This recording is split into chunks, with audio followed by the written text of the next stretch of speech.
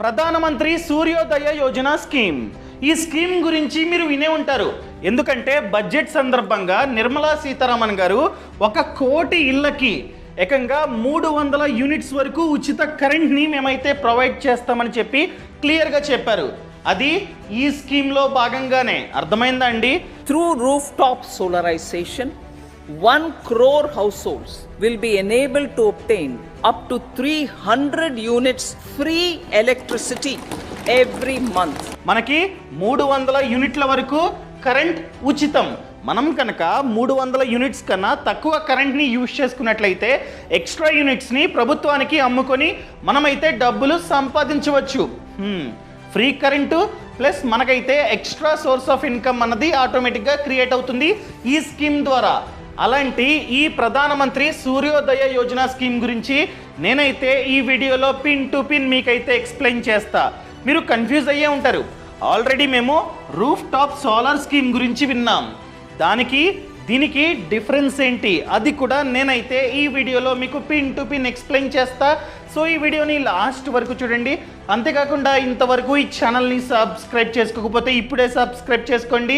నేను మీ కౌశిక్ మరిడి. ఈ స్కీమ్ పేరు ప్రధానమంత్రి సూర్యోదయ యోజన. ఈ పథకాన్ని మోదీ గారు 22 జాన్ 2024లో లాంచ్ చేశారు. ఈ స్కీమ్ యొక్క ముఖ్య ఉద్దేశం వచ్చేసి 1 కోటి ఇళ్ల పైన రూఫ్ టాప్ సోలార్ సిస్టమ్ని ఇన్స్టాల్ చేయడమే. అర్థమైందా అండి? ఎవరి ఇళ్ల పైన వీళ్ళు ఇన్స్టాల్ చేస్తారు? Simple, middle and poor class people. ఎవరైతే రిచ్ ఉంటారో వాళ్ళ ఇళ్ల పైన ఈ రూఫ్ టాప్ని పెట్టారు. ఎవరైతే మిడిల్ క్లాస్ అదేవిధంగా పూర్ పీపుల్ ఉంటారో వాళ్ళ ఇంటి పైన ఈ విధంగా రూఫ్ టాప్ సోలార్ సిస్టమ్ని పెడుతుంది ప్రభుత్వం. వాళ్ళకి మాత్రమే. క్లియర్? సో ఎలాంటి హౌసెస్? ఓన్లీ రెసిడెన్షియల్ హౌసెస్, అనగా నివసించదగ్గ ఇళ్ల పైన మాత్రమే పెడుతుంది. అంతేగాని కమర్షియల్ బిల్డింగు లేకపోతే షాపు వాటిపైన పెట్టండి అంటే ప్రభుత్వం పెట్టదు. ఈ విధంగా రూఫ్ టాప్ సోలార్ సిస్టమ్ని పెట్టడం ద్వారా మనకైతే 300 యూనిట్స్ ఆఫ్ పవర్ ప్రొడ్యూస్ అవుతుంది. సో ఈ 300 యూనిట్స్ వరకు మనం 1 రూపాయి కూడా కట్టాల్సిన అవసరం లేదు. ఇది కంప్లీట్గా ఫ్రీ. సో 300 యూనిట్స్ అంటే మనకి దాదాపుగా 15,000 to 18,000 డబ్బు ఆదా అయినట్లే. సో డబ్బు ఆదా ప్లస్ ఫర్ ఎగ్జాంపుల్ మీకు 300 యూనిట్స్ జనరేట్ అయ్యాయి. మీరు కాస్త తక్కువ యూజ్ చేశారు, జస్ట్ 200 యూనిట్స్ని యూజ్ చేశారు. 100 యూనిట్స్ సేవ్. ఈ 100 యూనిట్స్ని మనమైతే ప్రభుత్వానికి అమ్మి డబ్బులు సంపాదించవచ్చు. ఆటోమేటిక్గా గ్రిడ్కి వెళ్ళిపోతాయి. వెళ్తే ఈ యూనిట్స్కి ప్రభుత్వం మనకైతే డబ్బు ఇస్తుంది. ఇదిగోండి, సెల్ ఎక్స్ట్రా యూనిట్స్. ఈ విధంగా మనకైతే డబ్బు ఆదా అవుతుంది. అదేవిధంగా ఎక్స్ట్రా సోర్స్ ఆఫ్ ఇన్కమ్ని మనమైతే ఈజీగా క్రియేట్ చేసుకోవచ్చు. ఇప్పుడు మెయిన్ థింగ్, ఎవరు మాత్రమే అర్హులు? ఆల్రెడీ చెప్పా, మిడిల్ క్లాస్ అదేవిధంగా పూర్. సో వాళ్ళ యొక్క యాన్యువల్ ఇన్కమ్ అనగా వార్షిక ఆదాయం 1,50,000 కన్నా తక్కువ ఉండాలి. ఎక్కువ ఉంటే అర్హత లేదు. ఎక్కువ ఉంటే ఎలాగా? వేరే స్కీమ్ ఉంది, దాని గురించి చెప్తా, వెయిట్. ఒకవేళ మీ వార్షిక ఆదాయం 1,50,000 కన్నా తక్కువ ఉంటే మాత్రమే ప్రభుత్వం మీ ఇంటి పైన ఈ రూఫ్ టాప్ సోలార్ని ఇన్స్టాల్ చేస్తుంది. అదేవిధంగా మీరు ఖచ్చితంగా ఇండియన్ అయి ఉండాలి. అండ్ మనం నాన్ గవర్నమెంట్ ఎంప్లాయీ. మనం గవర్నమెంట్ ఎంప్లాయీ అయితే మన ఆదాయం తక్కువ ఉన్నా కూడా ఈ స్కీమ్కి మనకి అర్హత లేనట్లే. అర్థమైందండి? సరే, బాగానే ఉంది. ఏ విధంగా అప్లై చేయాలి? సింపుల్. లోకల్ డిస్కామ్స్ ఉంటాయి, మనకి కరెంటు బిల్లు ఇస్తూ ఉంటారు కదా, వాళ్ళని అడగండి. లేకపోతే ఆఫీస్ ఉంటుంది, డిస్కామ్ ఆఫీస్ నియర్ మీ అని చెప్పి కొట్టండి, వస్తుంది. ఆ ఆఫీస్కి వెళ్ళి Aadhaar card and address proof అనగా రేషన్ కార్డ్, 2 ఫోటోలు, మీ కరెంటు బిల్లు, బ్యాంకు పాస్బుక్, ఇవన్నీ ఇస్తే మీకు ఈ స్కీమ్ని వర్తింపచేస్తారన్నమాట. ఆల్రెడీ చెప్పా, ఈ స్కీము రీసెంట్గా స్టార్ట్ అయింది. ఎప్పుడు? 22 జాన్ 2024. సో ఇంకా ఇంప్లిమెంట్ కాలేదు. ఫ్యూచర్లో చాలా త్వరలో అవుతుంది. అర్థమైందండి? సో ఇంకా అయితే ఇంప్లిమెంట్ కాలేదు, కానీ ఇదే ప్రాసెస్. ఈ విధంగా మీరైతే అప్లై చేసుకోవాలి. సో ఇంకా పూర్తి సమాచారం ప్రభుత్వం ఇవ్వలేదు. ఇస్తే ఖచ్చితంగా నేనైతే వీడియోని చేస్తా. సో ప్రభుత్వం చెప్పకుండా నేను చెప్పకూడదు. ప్రభుత్వం ఎంతవరకు అయితే చెప్పిందో అది మీకు చెప్పా. సో ఈ విధంగా ఇదైతే వర్క్ అవుతూ ఉంటుంది. మీరు అడగొచ్చు, మీ వార్షిక ఆదాయం 1,50,000 కన్నా ఎక్కువ ఉంటే ఎలా? మన కోసమే ఇంకొక స్కీమ్ ఉంది, అదే రూఫ్ టాప్ సోలార్ స్కీమ్. అది ఓన్లీ ఎవరి వార్షిక ఆదాయం అయితే 1,50,000 కన్నా తక్కువ ఉందో అది వాళ్ళకి మాత్రమే. కానీ ఇది అందరికీ. అర్థమైందండి? ప్రతి ఒక్కరూ ఈ స్కీమ్కి అప్లై చేసుకోవచ్చు. ఇదొక సబ్సిడీ స్కీమ్. మనం కనుక మన ఇంటి పైన రూఫ్ టాప్ సోలార్ సిస్టమ్ని పెట్టుకుంటున్నట్లయితే ఎంతైతే ఖర్చు అయిందో దానిలో అప్ టు 40% వరకు సబ్సిడీ ఇస్తుంది ఈ స్కీమ్. సో మనం పెట్టుకునే ముందే అప్లై చేయాలి.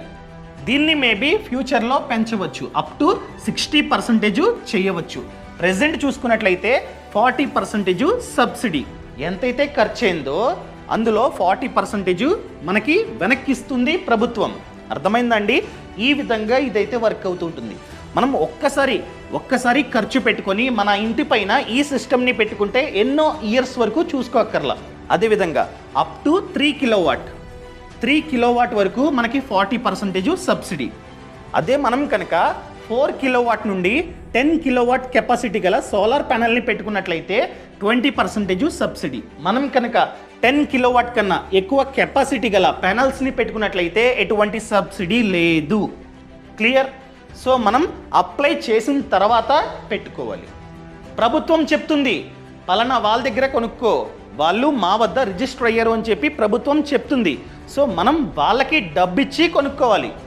తర్వాత ప్రభుత్వం మనకైతే ఈ సబ్సిడీని మన బ్యాంక్ అకౌంట్లో వేస్తుంది. ఈ విధంగా వర్క్ అవుతూ ఉంటుందన్నమాట. అర్థమైందా అండి? సో మనం ఖచ్చితంగా ఆన్ గ్రిడ్ సోలార్ సిస్టమ్ని పెట్టుకోవాలి. ఏంటిది ఆన్ గ్రిడ్ అంటే ఏంటి? ఫర్ ఎగ్జాంపుల్ మన ఇంటి పైన సోలార్ ప్యానెల్స్ని పెట్టుకున్నాం. ఇక్కడ ఒక మీటర్ ఉంటుంది. సో ఈ మీటరు బయట కరెంటు స్తంభాలు ఉంటాయి కదా, గ్రిడ్, దానికి కనెక్ట్ అయి ఉండాలి. సో మన ఇంటికి పవర్ కనెక్ట్ అయి ఉండాలి, స్తంభాలతో లింక్ అయి ఉండాలి. అర్థమైందా అండి? సో ఇది సోలార్ ప్యానెల్స్, ఇక్కడ మీటర్.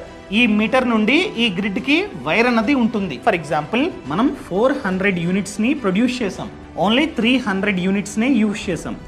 ఎక్స్ట్రా 100 యూనిట్స్ని మనమైతే డైరెక్ట్గా ఈ మీటర్ నుండి ప్రభుత్వానికి అమ్ముకోవచ్చు. ప్రభుత్వం మనకైతే డబ్బు ఇస్తుందన్నమాట. ఫర్ ఎగ్జాంపుల్ పగలు 100 యూనిట్స్ జనరేట్ అయ్యాయి అండ్ మనం జస్ట్ 50 యూనిట్స్ని మాత్రమే యూజ్ చేసుకున్నాం, అంటే 50 మిగిలాయి. ఇలా మిగిలిన యూనిట్స్ డైరెక్ట్గా ప్రభుత్వానికి వెళ్ళిపోతాయి. అండ్ నైట్, పగలైపోయింది, నైట్ వచ్చింది. నైట్ వస్తే సన్ను ఉండదు, సో మనకి యూనిట్స్ జనరేట్ అవ్వవు. నైట్ ఎలాగా? సింపుల్, ఆల్రెడీ కనెక్ట్ అయి ఉంది ప్రభుత్వానికి.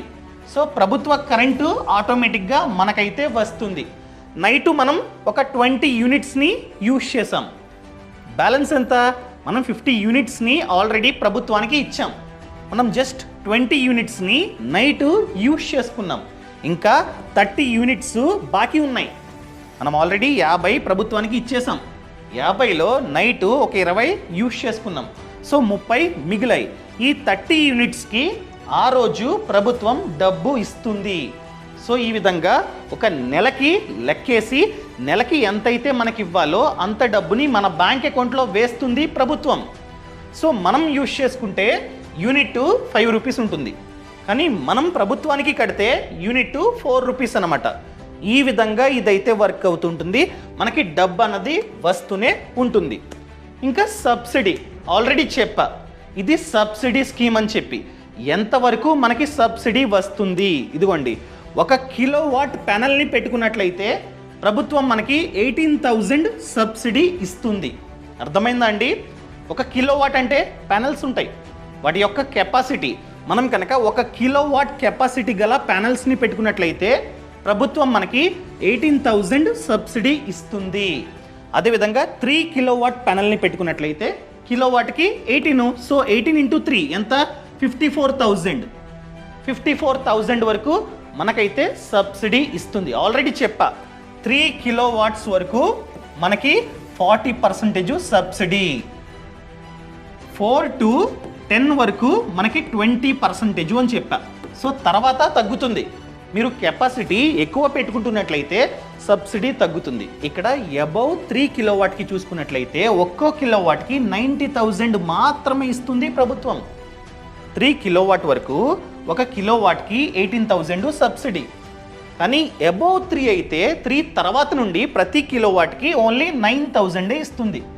ఒకవేళ మీరు కనుక 5 కిలోవాట్ ప్యానల్ని పెట్టుకుంటున్నట్లయితే 3 కిలోవాట్ వరకు ఒక్కో కిలోవాట్కి 18,000 ఇంటూ 3 54,000. ఇదిగోండి 54,000.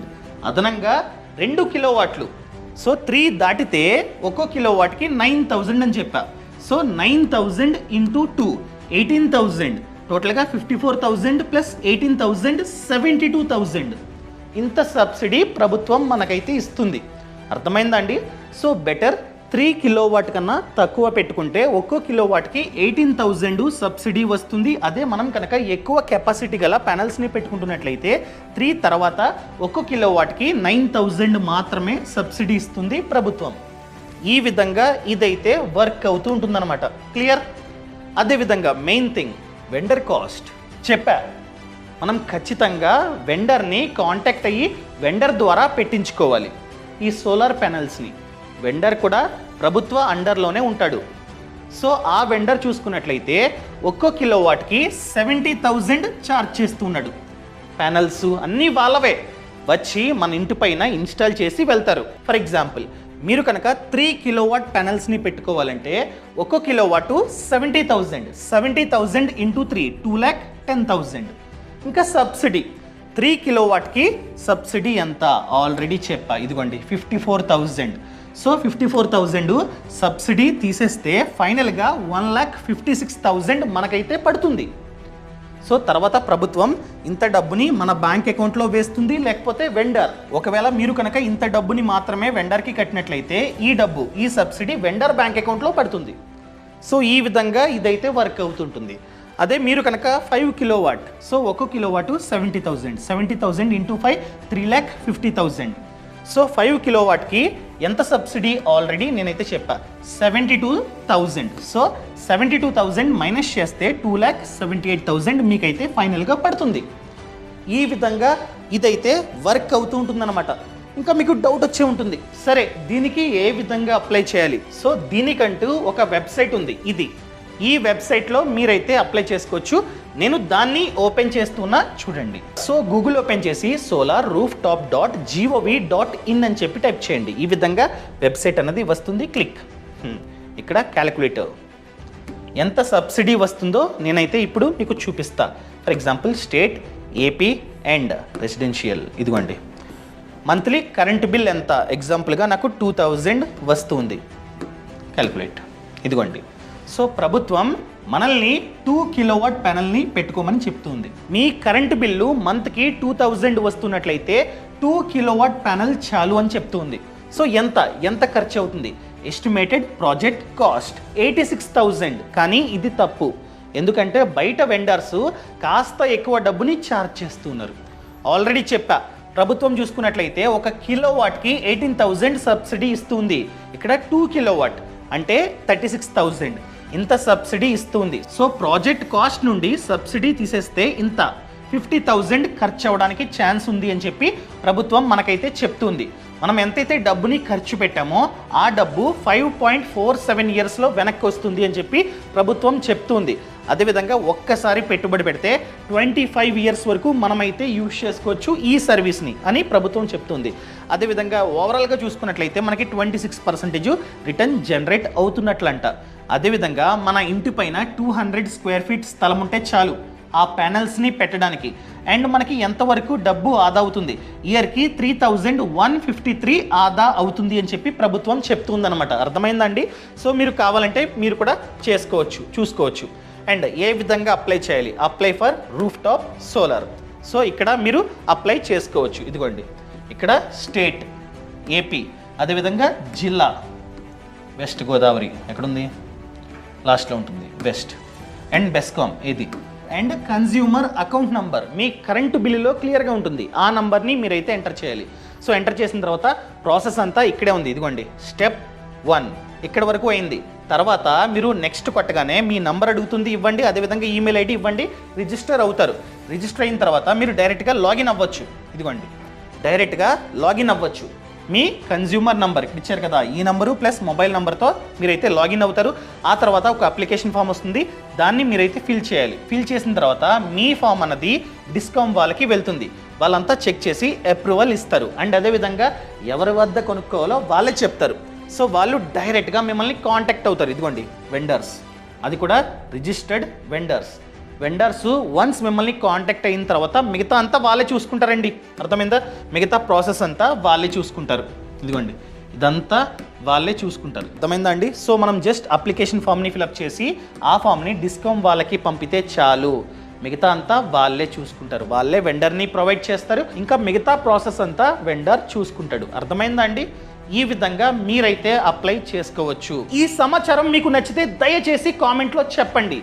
మీ కామెంట్ కోసం నేనైతే చూస్తూ ఉంటా. నచ్చితే నచ్చింది, లేకపోతే నచ్చలా చెప్పేసేయండి, పర్లేదు. సో ఫ్రీడమ్ యాప్ అండి. ఫ్రీడమ్ యాప్లో చూసుకున్నట్లయితే 1000 కన్నా ఎక్కువే కోర్సెస్ ఉన్నాయి about business, farming and finance. For example, మీరు స్టాక్ మార్కెట్ గురించి నేర్చుకుందాం అనుకుంటున్నారు, లేకపోతే మ్యూచువల్ ఫండ్స్ గురించి నేర్చుకుందాం అనుకుంటున్నారు, ఫ్రీడమ్ యాప్లో కోర్స్ ఉంది, డౌన్లోడ్ చేసుకోండి. అదేవిధంగా ఇన్సూరెన్స్, సేవింగ్స్, హోమ్ లోను, కార్ లోన్, ప్రతి దాని గురించి కోర్స్ ఉంది. Mudra loan, PMEGP etcetera etcetera. అదేవిధంగా బిజినెస్, ఎవరైతే ఒక బిజినెస్లో సక్సెస్ అయ్యారో వాళ్ళు మనకి A to Z నేర్పిస్తారు. అంతెందుకండి, ఈ రూఫ్ టాప్ సోలార్ గురించి కూడా కోర్సు ఉంది ఫ్రీడమ్ యాప్లో. సో మీరు డౌన్లోడ్ చేసుకుంటే మీకు అర్థమవుతుంది, చూడొచ్చు మీరు అన్ని కోర్సులు. అదేవిధంగా ఫార్మింగ్, ఎవరైతే రైతన్నా కాస్త డిఫరెంట్గా ఫార్మింగ్ చేస్తూ తక్కువ స్థలంలో ఎక్కువ డబ్బుని సంపాదిస్తున్నారో ఆ రైతన్న మనకి A to Z నేర్పిస్తారు. బిజినెస్ కూడా అంతే, ఎవరైతే బిజినెస్ మ్యాన్ ఉంటారో వాళ్ళు మనకి A to Z నేర్పిస్తారనమాట. సో ఇప్పుడే ఫ్రీడమ్ యాప్ని డౌన్లోడ్ చేసుకోండి. డౌన్లోడ్ చేసుకున్న తర్వాత కోర్సెస్ చూస్తూ మీరు కూడా ఆ వ్యాపారాన్ని స్టార్ట్ చేద్దాం అనుకున్నట్లయితే వాళ్ళతో, ఎవరైతే మీకు కోర్సులో నేర్పించారో వాళ్ళతో డైరెక్ట్గా మాట్లాడవచ్చు. వీడియో కాల్, మెంటర్ కనెక్ట్ అంటాం దాన్ని. సో ఈ సదుపాయం కూడా ఫ్రీడమ్ యాప్లో ఉంది. సో ఫ్రీడమ్ యాప్ని ఇప్పుడే డౌన్లోడ్ చేసుకోండి. యాప్ లింక్ అనేది కింద డిస్క్రిప్షన్లో ఉంది, అదేవిధంగా పక్కన కామెంట్స్లో ఉంది. Thank you so much. Thanks for watching. జై హింద్.